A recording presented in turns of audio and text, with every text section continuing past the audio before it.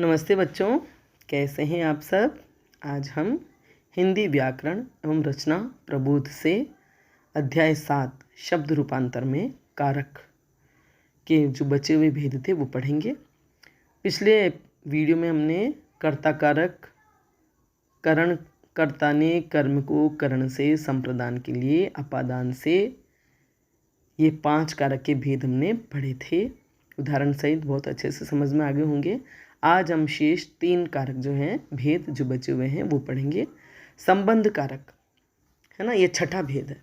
तो शब्द का वह रूप जो दूसरे संज्ञा या सर्वनाम शब्दों से संबंध बतलाए संबंध कारक कहलाता है। मतलब शब्द का वह रूप जो वाक्य में दूसरे संज्ञा या सर्वनाम शब्दों से संबंध बताता है संबंध कारक कहलाता है। संबंध कारक के विभक्ति चिन्ह क्या होते हैं? का, के, की, रा, रे, री एवं ना, ने, नी। ठीक है। और इसके वाक्य किस प्रकार के होते हैं, उनके भेद देखिए। जैसे स्वामित्व है ना, किसी वस्तु पर किसी का स्वामित्व है, अधिकार है, तो उसका वाक्य कैसे होगा? अजय की पुस्तक गुम हो गई। तो यहाँ अजय का संबंध पुस्तक से बताने के लिए अजय की पुस्तक क्या लगा? विभक्ति चिन्ह की। तो अजय की पुस्तक है ना, तो ये अजय का स्वामित्व है, अजय के का अधिकार है उस पुस्तक पर। तो ये वाक्य रचना है कि अजय की पुस्तक गुम हो गई। अगला वाक्य है अपना पर्स संभाल कर रखो। इसमें विभक्ति चिन्ह थे ना, का, के, की, रा, रे, री और ना, ने, नी। तो अब यहाँ अपना पर्स संभाल कर रखो। वाक्य ये भी हो सकता था कि स्वयं का पर्स संभाल कर रखो, लेकिन इस तरह से भी शब्द आते हैं अपना पर्स संभाल कर रखो। तो यहाँ जो संबंध कारक है क्या है? ना, अपना पर्स, स्वयं का पर्स है ना, खुद का पर्स जो आपके अधिकार का है, अधिकार की वस्तु है पर्स, उसे संभाल कर रखो। मेरा चश्मा बहुत कीमती है, मेरा है ना। तो यहाँ जो रा आया है वह मे का चश्मे से संबंध बता रहा है, मेरा संबंध चश्मे से बता रहा है। ऐसे ही मेरा पर्स है ना, मेरा मतलब जो भी है सर्वनाम, यहाँ पे सर्वनाम का संबंध पर्स से और चश्मे से बताया गया है और उसके लिए रा और ना लगा है। ठीक है, समझ में आया।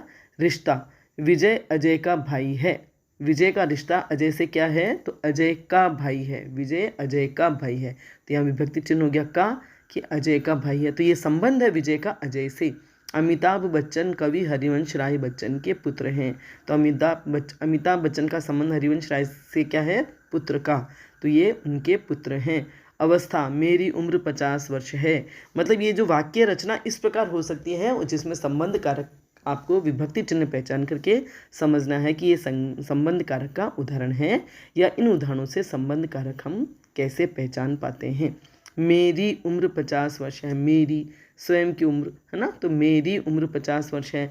यह युवक 30 वर्ष का है। दोनों की अवस्था उम्र बताने के लिए 30 वर्ष का है। यहाँ तो का है संबंधवाचक अभिव्यक्ति चिन्ह, ये संबंधवाचक विभक्ति चिन्ह, और मेरी उम्र 50 वर्ष में री है। ठीक है। कोटि धातु, 5 मिट्टी के घड़े लाओ। घड़ों की क्या किस्म है, मतलब क्या धातु है घड़ों की? 5 मिट्टी के घड़े लाओ। तो यहाँ मिट्टी के घड़े है ना, तो ये जो के है वह विभक्ति चिन्ह संबंध का। घड़े किसके हैं? मिट्टी के। तो ये संबंध है मिट्टी के घड़े। मैंने एक कांसे की कटोरी खरीदी है, कांसे की कटोरी। मेरी साड़ी सिल्क की है, सिल्क की है। तो साड़ी का संबंध सिल्क से बताने के लिए मेरी साड़ी सिल्क की है। प्रश्न, 5वीं कक्षा के कितने छात्र हैं? आपके कितनी संतान हैं? तो इस तरह से संबंध कारक के विभक्ति चिन्ह है का, के, की, रा, रे, री, और इस तरह से आपको पहचान करके उदाहरण अगर दिया जाए प्रश्न में कि ये किस कारक का उदाहरण है, तो आपको इस तरह से विभक्ति चिन्हों से पहचानना है। ठीक है। अगला है अधिकरण कारक। वाक्य में प्रयुक्त संज्ञा या सर्वनाम के जिस रूप से क्रिया के आधार का बोध होता है ना, संज्ञा या सर्वनाम के जिस रूप से क्रिया के आधार का बोध होता है उसे अधिकरण कारक कहते हैं। इसके विभक्ति चिन्ह होते हैं में, पे, पर है ना। में का अर्थ है अंदर या भीतर, तथा पर का अर्थ है ऊपर। जैसे इस मंदिर में कई मूर्तियां हैं, है ना, तो यहाँ इस मंदिर में कई मूर्तियां हैं। तो यह अधिकरण कारक का चिन्ह क्या आया? विभक्ति क्या आई? में। इस मंदिर में कई मूर्तियां हैं। उस कप में चाय है। मेरे पर्स में पैसे व ड्राइविंग लाइसेंस है।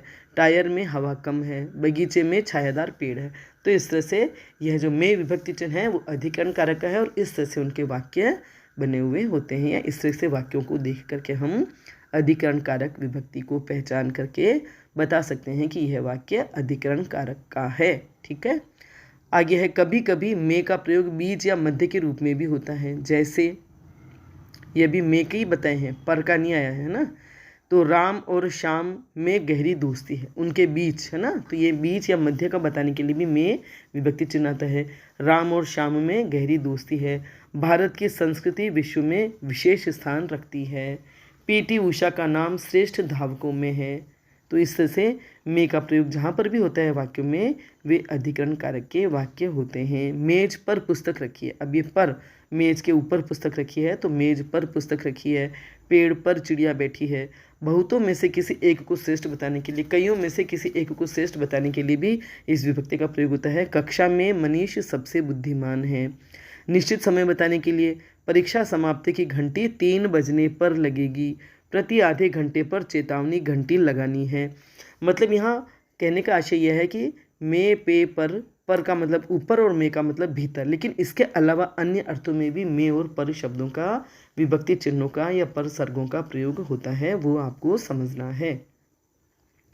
महत्व बतलाने के लिए, कदम कदम पर पुलिस का पहरा है। आगे और वाक्य देखिए, बहुत से सैनिक सीमा पर तैनात है। यहाँ सब वाक्यों में पर विभक्ति चिन्ह आ रहा है और ये अधिकरण कारक है। हमें अपनी जुबान पर अटल रहना चाहिए। जल्दबाजी बतलाने के लिए, वह तो घोड़े पर सवार होकर आता है ना। तो इससे से कई भावों के वाक्य होते हैं और उनमें अधिकरण कारक का विभक्ति चिन्ह प्रयुक्त होता है और इससे से हमें इस कारक की पहचान करनी होती है। ठीक है, अब है संबोधन। वाक्य में जब किसी संज्ञा को पुकारा जाए, है ना, अथवा संबोधित किया जाए, किसी संज्ञा को पुकारा जाए अथवा संबोधित किया जाए, उसे संबोधन कारक कहते हैं। संबोधन में पुकारने, बुलाने और सावधान करने का भाव होता है। मतलब किसी संज्ञा या सर्वनाम को पुकारने का, बुलाने का या सावधान करने का भाव होता है, वहाँ संबोधन कारक होता है। संबोधन कारक का के जो विभक्ति चिन्ह है वे हैं हे, ओ, अरे, है ना। बाकी जो कारक चिन्ह है या बाकी जो कारक के भेद हैं, कारक के विभक्ति चिन्ह है, वे सब वाक्य के अंदर आते हैं ना, वाक्य में शब्दों के साथ आते हैं। लेकिन यही ऐसा संबोधन कारक ऐसा है जिसके विभक्ति चिन्ह वैसे तो पहचान का कोई चिन्ह है नहीं, लेकिन इनके जो हे, ओ, अरे हैं ये वाक्य से पहले आते हैं। मतलब इनको वाक्य के बीच में नहीं आते, वाक्य के शब्दों से संबंध नहीं होता है, न क्रिया से संबंध होता है, न वाक्य के अंदर शब्दों से संबंध होता है। ये वाक्य के सबसे प्रारंभ में आते हैं और उसके बाद वाक्य शुरू होता है। जैसे हे भगवान कैसा जमाना आ गया है, तो यहाँ जो हे कहा गया है, हे भगवान, ये संबोधन कारक है। भगवान से कहा जा रहा है हे भगवान कैसा जमाना आ गया है। हे ईश्वर मेरा पोता कहाँ गया। अरे अरे ये क्या कर रहे हो। अरे गुरुजी आप इधर कैसे। अरे बच्चों शोर मत करो। ओ खिलौने वाले बतलाना कैसे खिलौने लाए हो। ओ भाई कहाँ भागे जा रहे हो। तो यहाँ इन सबको पुकारा जा रहा है ना, सबको पुकार करके बुलाया जा रहा है, संबोधित किया जा रहा है। तो ये संबोधन कारक विभक्ति चिन्ह हुआ, है ना। और सावधान करने के लिए भी होता है, जैसे खबरदार यहाँ मत आओ। सचेत करने के लिए जब ये इस तरह के शब्द प्रयुक्त होते हैं, सावधान इधर मत आओ, खबरदार वहाँ मत जाना, ऐसे, है ना। तो वो सावधान करने के लिए भी ऐसे संबोधन कारक विभक्ति चिन्हों का प्रयोग होता है और इस तरह से हमें वाक्य को पहचानना होता है कि यहाँ संबोधन कारक विभक्ति चिन्ह है। ठीक है, अब है कर्म और संप्रदान कारक में अंतर। कारक के जो भेद हैं, कर्म कारक और संप्रदान कारक, इनमें अंतर इसलिए पूछा जा रहा है या बताया जा रहा है क्योंकि कर्म का भी विभक्ति चिन्ह को है और संप्रदान कारक में भी विभक्ति चिन्ह के लिए के अलावा को भी होता है। कर्म कारक में को का प्रभाव कर्म पर पड़ता है ना। कर्म कारक में जो को होता है, कर्ता ने कर्म को, तो उसका प्रभाव कर्म पर पड़ता है। और संप्रदान कारक में को विभक्ति से कर्म को कुछ प्राप्त होता है। वहाँ जो संप्रदान कारक में को विभक्ति चिन्ह लगा होता है उसका आशय कर्म को कुछ प्राप्त होता है, कुछ दिया जाता है। ठीक है, दूसरा अंतर है कर्म कारक में को विभक्ति का फल कर्म पर पड़ता है, पर संप्रदान कारक में को विभक्ति कर्ता द्वारा देने का भाव होता है। दोनों जगह को आता है लेकिन वहाँ को क्रिया का फल कर्म पर पड़ता है और संप्रदान कारक में, मतलब कर्म कारक में तो क्रिया का फल कर्म पर पड़ता है और संप्रदान कारक में देने के भाव में, परोपकार के भाव में को शब्द या को विभक्ति चिन्ह का प्रयोग होता है। जैसे राजा ने गरीबों को कंबल दिए, लोगों ने बाढ़ पीड़ितों के लिए दान दिया, सैनिकों ने देश की रक्षा के लिए बलिदान दिया, ये वाक्य थे ना। और कर्म कारक में राधा ने नौकर को बुलाया, मीना ने गीता को पुस्तक दी। तो इस तरह से संप्रदान कारक और कर्म कारक में अंतर है। आगे है करण कारक और अपादान कारक में अंतर। करण कारक में से जो है वो क्रिया का साधन है, जबकि अपादान कारक में से अलग होने का भाव व्यक्त करता है। मतलब करण कारक का जहाँ प्रयोग होता है वहाँ वाक्य में से होता है, लेकिन वह से साधन के लिए होता है कि कर्ता ने कर्म को करण से, राम ने रावण को बाण से मारा या राम ने बाण से मारा, पेन से लिखती हूँ ना, गिलास से दूध पीती है। तो यहाँ जो है करण कारक का जो से होता है वह क्रिया करने का साधन होता है, जबकि अपादान में से अलग होने का भाव होता है। पेड़ से पत्ता गिरा है, दोनों विभक्ति चिन्ह एक ही लेकिन उनका अर्थ अलग अलग होता है। करण कारक से क्रिया का फल प्राप्त होता है, जबकि अपादान कारक से तुलना, दूरी या डरने या सीखने का भाव होता है। ठीक है, समझ में आए कर्म कारक और संप्रदान कारक में अंतर और करण कारक और अपादान कारक में अंतर। अब आगे संज्ञाओं की कारक रचना, मतलब संज्ञाओं की किस प्रकार कारक उनके वचन बदले जाते हैं कारक विभक्ति चिन्हों का प्रयोग करके। संस्कृत से भिन्न अकारांत पुल्लिंग संज्ञा के वचन में अंतिम आ कार को ए कार में परिवर्तित कर देते हैं। संस्कृत से अलग हिंदी में जो पुल्लिंग संज्ञा शब्द होते हैं जिनके अंत में ए या आ होता है, उनमें या उनको ए लगा करके आ को ए और आ को ए में परिवर्तित कर देते हैं। जैसे घोड़ा है तो घोड़ा को घोड़े एक लगा दिया तो घोड़े बन गया, घोड़ा से घोड़े बन गया, घोड़े ने घोड़े को घोड़े से। इस तरह से कारक चिन्हों के लगाने से इस तरह से कारक की रचना होती है। दूसरा है संस्कृत से भिन्न शब्दों में विभक्ति का प्रयोग होने पर संज्ञाओं के बहुवचनात्मक रूपों के साथ ओ या यों प्रत्यय जोड़ते हैं। अब ऐसे ही और कारक का प्रयोग करने के लिए जो संज्ञाओं के बहुवचन रूप होते हैं, संज्ञाओं के जो बहुवचन रूप होते हैं उनके साथ ओ या यों प्रत्यय जोड़ देते हैं और इस तरह से कारक रचना होती है। जैसे गधे हैं उसमें ओ जोड़ दिया तो गधों हो गया, ए को ओ से बदल दिया गधे, गधों ने गधों को गधों से। तो इस तरह से विभक्ति चिन्हों का प्रयोग करके संज्ञाओं में परिवर्तन हो जाता है। डाली में डालियों ने डालियों को डालियों से, मतलब डाली में यों प्रत्यय लगा दिया और जो संज्ञा के बहुवचन थे गधे ए में ओ प्रत्यय लगा दिया और डाली इनमें यों प्रत्यय लगा दिया तो डालियों ने डालियों को डालियों से। इस तरह से विभक्ति चिन्हों का प्रयोग होकर के ये शब्द परिवर्तित हो जाते हैं। संबोधन कारक के बहुवचन के लिए शब्दांत में ओ जोड़ते हैं और संबोधन कारक के बहुवचन के लिए बनाने के लिए क्या होता है उनके शब्द के अंत में ओ जोड़ देते हैं। जैसे नर है शब्द तो संबोधन कारक बनाने के लिए उसमें क्या कहेंगे, उसमें ओ जोड़ देंगे तो हो जाएगा नरों, मतलब जैसे नरों को संबोधित किया जा रहा है, पुकारा जा रहा है। लड़का और लड़का में ओ लगा दिया तो लड़कों इधर आओ, लड़कों इधर आओ, छात्र का छात्रों छात्रों इधर आओ, या छात्रों पढ़ाई करो, या छात्रों पुस्तक दो पुस्तक पढ़ो। इस तरह से प्रत्यय लगा करके एक वचन को बहुवचन में बनाया जाता है और संज्ञाओं के रूप बदल करके विभिन्न कारक बना दिए जाते हैं। ठीक है, आई बात समझ में। तो ये हमारा कारक समाप्त हुए। ठीक है, आज कारक के जो 3 भेद थे वो हमने पढ़ लिए। अब हम आगे बढ़ते हैं, काल भी पढ़ लेते हैं। सरल है काल भी बहुत। काल का अर्थ है समय। काल का अर्थ तो आप जानती है ना, काल समय सूचक शब्द है। काल का अर्थ होता है समय, वक्त। क्रिया के जिस रूप से उसके होने का समय मालूम हो उसे काल कहते हैं। यानी क्रिया से, ये क्रिया से पता चलता है। समय का पता कैसे चलता है, वाक्य में क्रिया को पढ़ करके क्रिया शब्द से समय का पता चलता है कि क्रिया किस वक्त घटित हो रही है, किस वक्त क्रिया हो रही है, उससे हमें पता चलता है कि कौन सा समय है। समय काल के जो 3 रूप हैं वो हम पढ़ेंगे, वर्तमान काल, भूतकाल और भविष्य काल। तो क्रिया के रूप से उसके होने का समय मालूम हो उसे काल कहते हैं। काल के इस रूप से क्रिया की पूर्णता अपूर्णता के साथ ही संपन्न होने के समय का भी बोध होता है। यानी क्रिया चल रही है, पूरी हो गई है या हो चुकी है या कब संपन्न होगी, इसके समय का पता चलता है। ठीक है, काल के 3 भेद होते हैं, भूतकाल, वर्तमान काल, भविष्यत काल। देखिए इसमें भी सारणी बना के दी गई और कारक में ही सारणी नहीं दी गई, जबकि वहाँ बहुत ज़रूरी थी। मैं एक बात ये भी और कहने वाली थी कि वीडियो में पढ़ाते पढ़ाते पता नहीं मुँह से कैसे गलत शब्द निकल जाते हैं अनजाने में, और जब मैं वापस वीडियो सुनती हूँ तो मुझे पता चलता है। तो आप अन्यथा न लें और समझ जाएं कि भाई यहाँ गलत बोल दिया है मैडम ने। ठीक है, क्या पता बोलते बोलते किस भावावेश में शब्दों का गलत प्रयोग हो जाता है, जबकि ऐसा नहीं कि मैं गलत पढ़ाना चाह रही हूँ, गलत पढ़ा रही हूँ, लेकिन वो शब्दों का गलत प्रयोग हो जाता है, तो उसे आप अपने हिसाब से अपने विवेक से थोड़ा सा सुधार लें। तो काल के 3 भेद हुए, भूतकाल, वर्तमान काल, भविष्यत काल। भूतकाल, भूतकाल का अर्थ है बीता हुआ समय, भूत का अर्थ है बीता हुआ, अतीत, तो बीता हुआ समय, भूतकाल का अर्थ हो गया बीता हुआ समय। वाक्य में जिस क्रिया रूप से बीते समय का होना पाया जाता है वह भूतकाल कहलाता है। वाक्य में क्रिया का जो रूप होता है, जिस रूप से बीते समय का या भूतकाल का होना पाया जाता है, मतलब बीते हुए समय का पता चलता है क्रिया के जिस रूप से, तो वह भूतकाल कहलाता है। यह क्रिया व्यापार की समाप्ति बतलाने वाला रूप होता है। मैंने क्रिया समाप्त हो चुकी है, ऐसा रूप इस शब्द से, क्रिया के शब्द से हमें पता चलता है कि क्रिया हो चुकी है, क्रिया घटित हो चुकी है, क्रिया समाप्त हो चुकी है ना, बीत चुकी है, कार्य हो चुका है।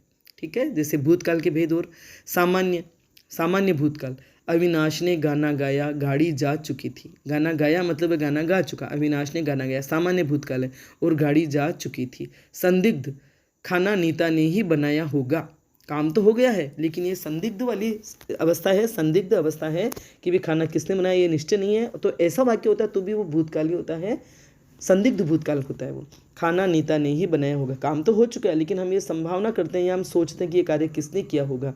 जब ऐसा कहते हैं ना, तो ये होगा शब्द लगाने से आप ये ना समझो कि भविष्यकाल का शब्द हो गया। बनाया होगा मतलब कार्य हो चुका है, अब किसने किया है ये संदेह है हमें, तो जहाँ संदिग्ध या संदेह सूचक वाक्य होता है वह भूतकाल में ही आता है। ठीक है, हेतु, हेतु मत, तुमने पढ़ाई की होती तो उत्तीर्ण हो जाते। अब हो जाते इससे लगता है कि भी भविष्यकाल की बात होगी, नहीं, आपने ये किया होता तो आप हो जाते, काम तो हो चुका है, घटना हो चुकी है, लेकिन इसे कहते हैं हेतु, हेतु मत, मतलब भूतकाल की भी इतनी अवस्थाएं हैं। सामान्य अवस्था में अविनाश ने गाना गाया, गाड़ी जा चुकी थी, और संदिग्ध अवस्था में खाना नीता ने ही बनाया होगा, और हेतु, हेतु मत मने तुमने पढ़ाई की होती तो उत्तीर्ण हो जाते। तो आपको इन वाक्यों को बड़ी सावधानी से पढ़ना है ना। काल बहुत सरल लगते हैं, भूतकाल, वर्तमान काल और भविष्य काल, लेकिन वाक्य की रचना किस प्रकार से की गई है उससे आपको काल का बोध सही होना जरूरी है। ठीक है, अगला है आसन्न। नगर में एक साधु आए हैं ना, आ चुके हैं। आसन्न मैंने अभी अभी घटना हुई है, उसके लिए भी जब हम बात करते हैं तो लेकिन वह भी भूतकाल, मतलब अभी अभी हुई है लेकिन हो तो चुकी है, कि नगर में अभी एक साधु आए हैं तो वो आ चुके हैं ये बता रहे हैं हम, तो यह है आसन्न भूतकाल। अविनाश ने गाना गाया है, वह गा चुका है या गाकर बैठ चुका है, तो ये आसन्न भूतकाल मतलब अभी अभी जो काम हुआ है। पूर्ण भूतकाल, 1857 की क्रांति में रानी लक्ष्मीबाई ने अंग्रेजों से लोहा लिया था ना, बहुत पूर्ण भूतकाल है, यहाँ बिल्कुल पूर्ण रूप से भूतकाल की अवस्था जाहिर हो रही है कि भाई 1857 की क्रांति में रानी लक्ष्मीबाई ने अंग्रेजों से लोहा लिया था। यहाँ कोई संदेह वाली अवस्था है ही नहीं, बहुत वर्षों पहले जो काम हो चुका है, घटना घट चुकी है, उसके लिए यह वाक्य बताया गया है। तो यहाँ पूर्ण भूतकाल है। अपूर्ण, राकेश पुस्तक पढ़ता था या राकेश पुस्तक पढ़ रहा था, तो वो कार्य पूर्ण नहीं हुआ, कार्य चल रहा था, है ना, शुरू तो हो चुका था, इसलिए वह अपूर्ण भूतकाल कहलाएगा।